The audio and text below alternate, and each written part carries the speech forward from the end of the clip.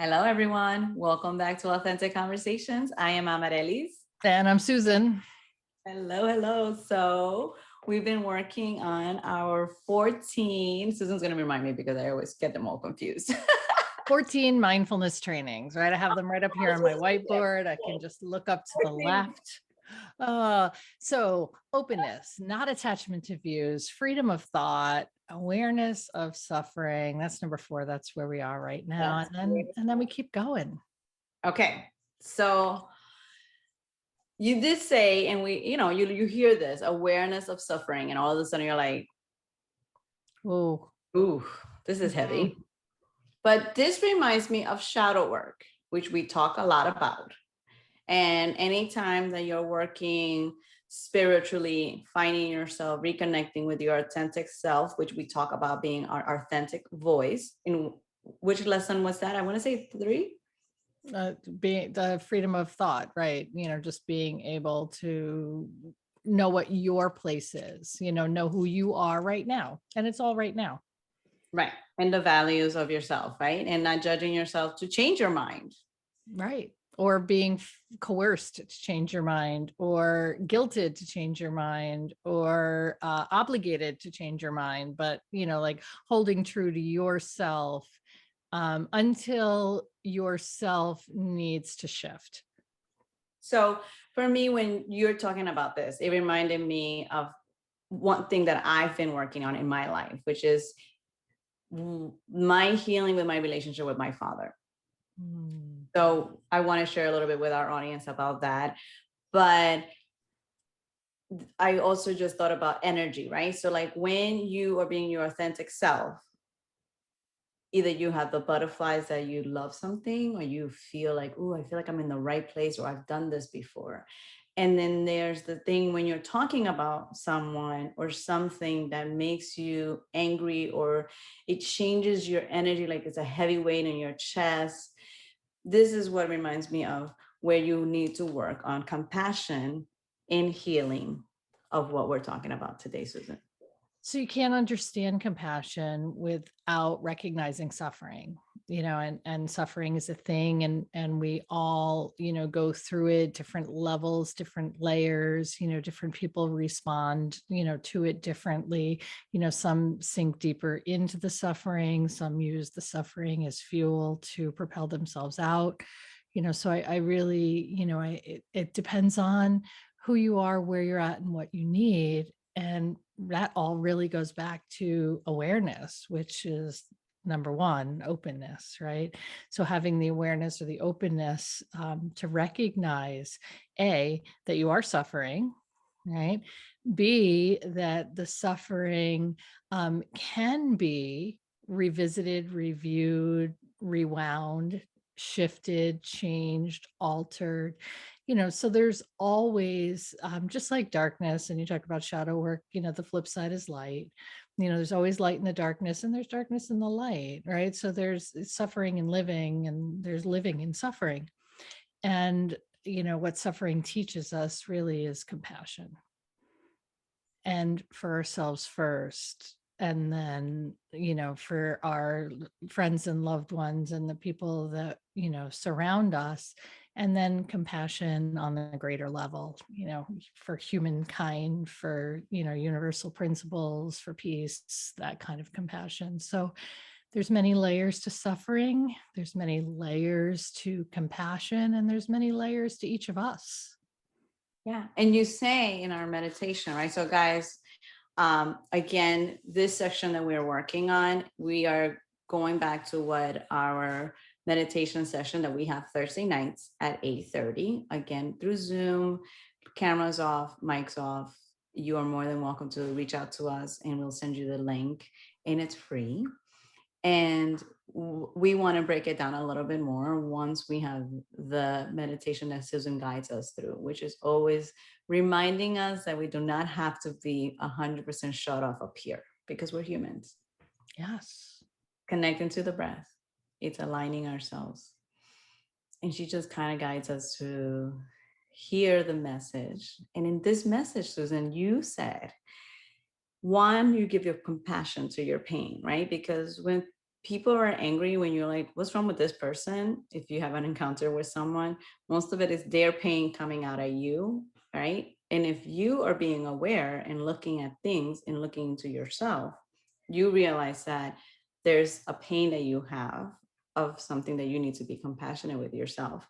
And goes back to the laws that we did previously, our others, which is be the light to light the light to so that others can see.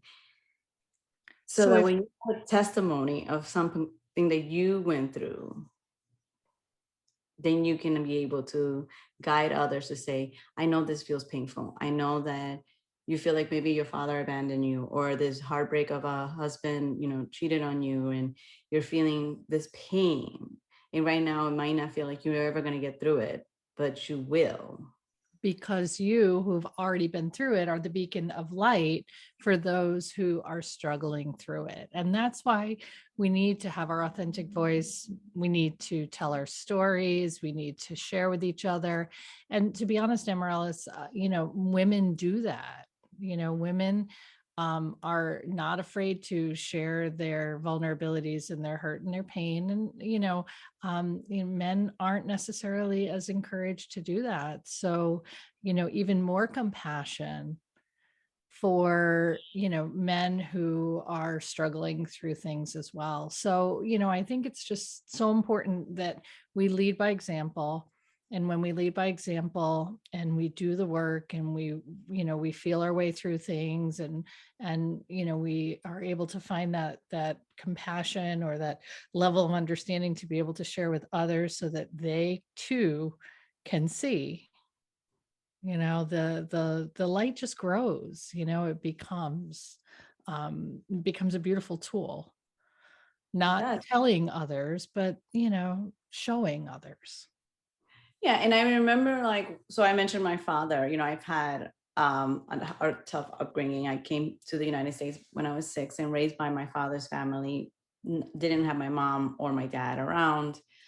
Um, and then lived with him at some point. And our relationship has always been rocky, a whole other story. But I still remember every time I talk about him, how I always choked up, or this anger came out, or this energy. And even I want to say maybe 2 years ago, because I constantly kept working on this journaling, knowing to set my boundaries right with this person, because he doesn't have to be in my life, but sometimes I wanted him to be in my life, right? This up and in and out. And I remember telling my husband one day, he's like, well, your dad is alive. And like my dad, his father passed away. And I was like, but you're telling me to be with like have a relationship with someone, almost like telling me to be a relationship with someone who abused you, right? That's how angry I was about this. Like I couldn't, he's like, well, why can't you just be in this moment? You talk about being in the moment and forgiving. Why is this so hard for you? And I was just very like, no, like I'm not going to have a relationship with this person. And then my son asked me about him. And And so what do you say? right, how do I become the model of the light? And how do, if maybe me and him having a falling out, will he forgive me? And what aspects, right? So then you start to change your attachment to views, right? So what you were viewing, that's number 2, changing your attachment to views. So what you were viewing in your relationship with your dad was all of the things that created the most pain. And for everything that created pain, there was certainly another side that you're having trouble seeing because you're attached to the painful parts of it. So, and it's interesting because we see our parents in a certain way and then we become parents and we forget that that was the viewpoint that we had of our parents, in that light. But, then we become parents to the next generation. So we have to heal those wounds in order to adequately parent as best we can. And if we don't heal those wounds, then we're creating opportunity for a repeat. Yeah. Yeah. And it doesn't mean that he's going to be in my life with the way that I want it to be. I had to let go of my expectations of what I thought it was going to be and just embrace the fact that history has happened. It's over. Because I know when people will be like, well, then did you just forgive him and like forgive and forget? No, I have boundaries now. I love boundaries. So if for him texting me through WhatsApp and Facebook Messenger is good for him, then great. He doesn't have to be involved in my kid's life all the time. If it's just a nice conversation of how are you, you're good, how are the kids, they're good, and that's it. And I know that that's just where it is. And the day that we see each other, we will. And if we don't, because then you start thinking about other things, right? Like, what if he leaves this earth or I leave this earth and we don't Yeah, have a peacefulness? that's right. So you get to choose how much you want to share, how frequently you want to share, what you want to respond or reply to. It kind of goes back to, forced, coerced, a lot of times, we feel that because they have a parental title that they're entitled. And that's not the case. That's not the case. You in protection of yourself and your family can offer him, exactly that, just a peaceful coexistence and, meet him where he's at. Yeah. But it's been years, and these guys, this takes time. This doesn't happen. If I think about this now and I think about it even 2 years ago, that's when we had this conversation to where it was getting better, but you can still tell anytime you touch the topic of my father, how my energy would change. Mhm. Mhm. So how much suffering did that create in your life? Right.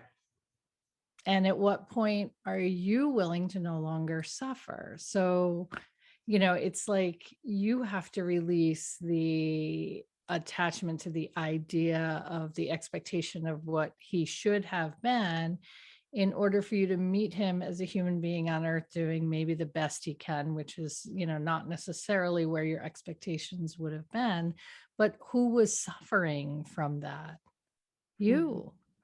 So suffering is optional, and we need it, but we only need to hold on to it for just so long. And I think what happens is we hold on to it for way too long, and suffering hurts the person who's not the person necessarily who creates the suffering. It's kind of like anger, right? If Mhm. you're angry at someone, you're suffering because you're choosing to attach anger to whatever the relationship is with them. Yeah. So suffering is necessary, suffering exists, but how long you choose to hold on to it depends on what you need. I love that you say in our meditation, we are designed to do hard things. Hmm. Glennon Doyle says it in her book, man. She's like, yes, yes, we can do hard things. We can do hard things. We are wired and designed to challenge ourselves because challenge is where growth happens. And we are not stagnant beings. We're designed to outgrow the old version of ourselves. We're designed to step into new and challenging situations to become better, faster, stronger, more resilient, all of those things. It's what you choose with whatever your situations are, right? Because Yeah. you choose to say, well, I'm this way because these are the cards that were dealt to me. Or this is where I'm at right now, but watch me go. Right. Yeah, we all come up against stuff, and sometimes it seems insurmountable or feels overwhelming. It's okay, just feel those feelings. Okay. So yeah, you do say, hold it close to you, shift your relationship, and through your thoughts, find your way, your light, like be in it. Don't avoid suffering. Don't avoid suffering. Don't try to mask it or drink it away or smoke it away or, whatever it is that you're work it away. Mhm. It's No, you have to embrace it. You know, you have to hold it close to your heart. You have to understand that it's a part of who you are, and then develop a relationship with it. Because the more you push it away or you self-medicate it or whatever it is that you're doing, the more likely it's going to show up with a vengeance again. You know, it's going to come back even harder and faster. And it's like, no, no, let me feel it, be with it, recognize it, and then develop that relationship with it. So it reminds me of the pyramid that, okay, it's going away, but please remind me, where they she talks a lot about the being angry, jealousy, moving up the ladder, and then moving to being in a thoughtful, clear space. But it's okay to be at the bottom of anger, because then after anger comes jealousy. Abraham Hicks Yes. talks a lot Yes. about, right, that this she even has a frame that you can look at the ways that we as human beings, right, because we're energy, again, Yep. balancing our energy. When we are in this energy of darkness, even when we talk about the seed, right, where does the seed, and we plant ourselves when we're in the, Deep anywhere in you the earth, deep in the earth, in the start, it darkness. starts going through the light. Yes. But guys, we are here to send that message because we are so passionate about this journey that we want to share the light. We want to, authentic conversation came about the fact that these conversations, that if we have the technology to just put it out there and one person hears this, you're not Yes. alone.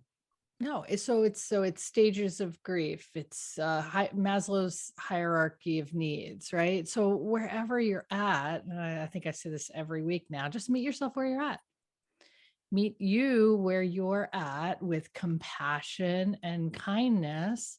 And when you know better, do better. Love that too. Not mine, but when you know better, do better. Right. So we only know what we know. And then we have an experience, or we cross paths with somebody, or we have a moment, or we recognize suffering, or we become more aware. And then we know more. And then we'll do better. So every opportunity that we have to experience something really powerful and deep, like pain and suffering, it gives us the opportunity to open up even more to what's beautiful, to the other side, to light, to, you know, living, really living, authentically living. Being in the moment. Nothing like present moment. And that's what we're here to remind you guys. There's just right now, just this moment, and sit with those feelings, write it out, burn the letter, write a letter to yourself, put it in the mail and read it. I love that exercise. Send Mhm. yourself an email. If you're angry or something and you want to like lash out at somebody, and you're like, what is this going to cost me if I lash out at this person and then ruin a relationship? Let me write it to myself first. And then read it, because it's sometimes, we're flipping a lid. We're talking about also our brain. Well, mindfulness is power in the pause, right? So, Right. whatever that pause is, you can write it all down. All the things that you're feeling, you can write it down.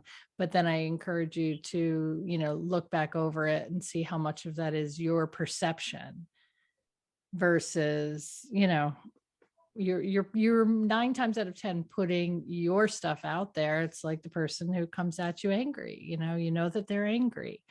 Their anger is affecting your relationship with them. That doesn't mean that you're making them angry. Hmm. Yeah.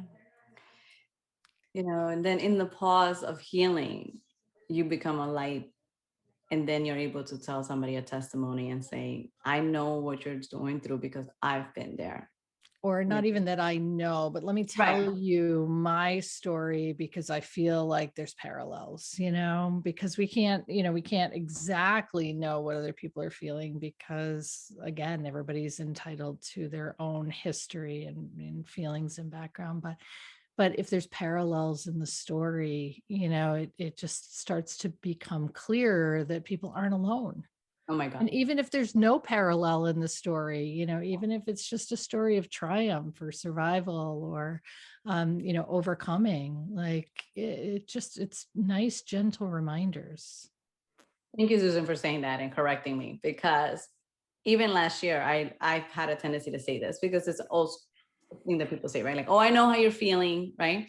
But thank you for that, because even I went through a training when I did Teen Circle and working with teenagers.